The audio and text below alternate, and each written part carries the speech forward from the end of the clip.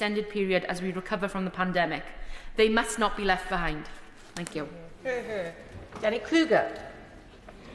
Thank you very much, Madam Deputy Speaker, and I'm pleased that the opposition brought this debate. It is a vital topic. It's obvious there are real problems facing our high streets in particular, and real challenges for businesses across the country. We're familiar with the problems greatly exacerbated by the lockdowns over the last year and a half, and of course by the challenge which was dominant before COVID of the competition from online sales and just the changes in the way that we live and work and shop and socialise. But it's also the case that these changes are a potential salvation for some of our places and some of our towns. The Shadow Chancellor talked about the need for fresh ideas, and she's absolutely right. And there are real innovations developing in the way our towns look and the way our businesses work. And the fact is that new technology is making places viable again that have been left behind by economic changes over many hundreds of years, in fact. Think of Devizes, market town, the jewel of Wiltshire, gateway of the southwest, one of medieval England's premier places. Hasn't really been the same since about 1830 because of industrialisation, because of the flow of labour to the towns and economic centres come to the towns.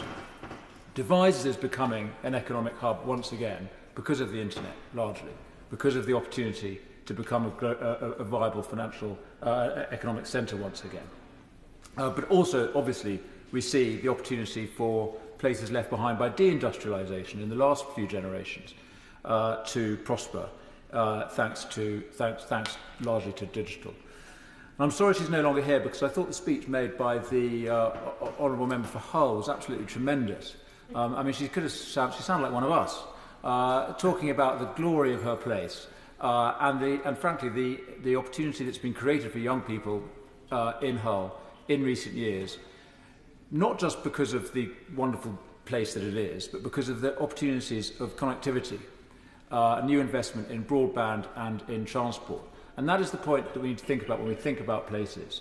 I believe, as I think she does too, and I hope we all do on these benches, that you shouldn't have to leave the place you love to have the life you want.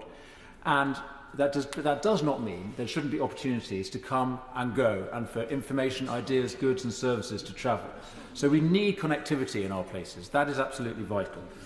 So I applaud what the government is doing around increasing broadband, and particularly rural transport, and Devizes, I hope, is going to benefit from one of the new stations opening under the Restoring Your Railways Fund.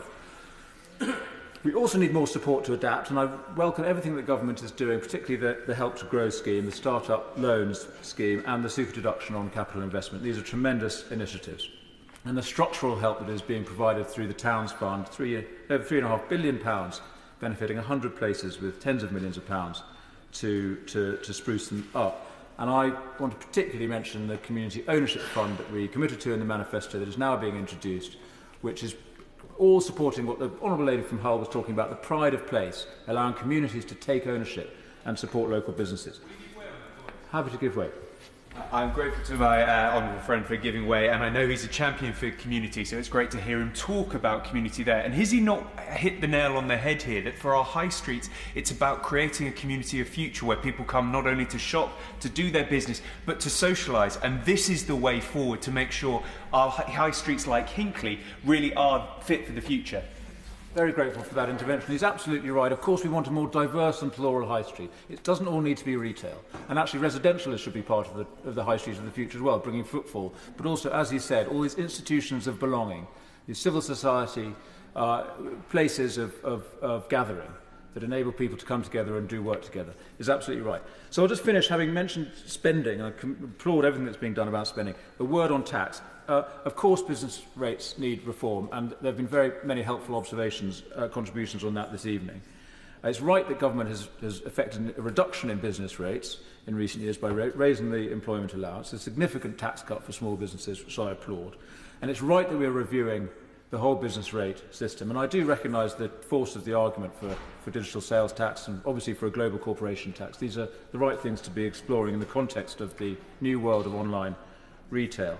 But I do just want to sound a note of caution and make the point, echo the point made by the Institute for Fiscal Studies, that there is a point at which reducing business rates can actually be harmful, because what it simply does, when you're talking about a finite a factor like land, space on the high street, it can simply lead to rent increases, and we do see that happen. So we need to think about a reform that won't simply lead to benefits for landlords, not feeding into benefits for those businesses, increasing inequality without benefiting the exchequer, not to mention the obvious need to compensate for this reduction or abolition of business rates as proposed by the party opposite, because they haven't yet explained how they would plug that enormous fiscal hole. Thank you. Well, Yes, thank you for giving way.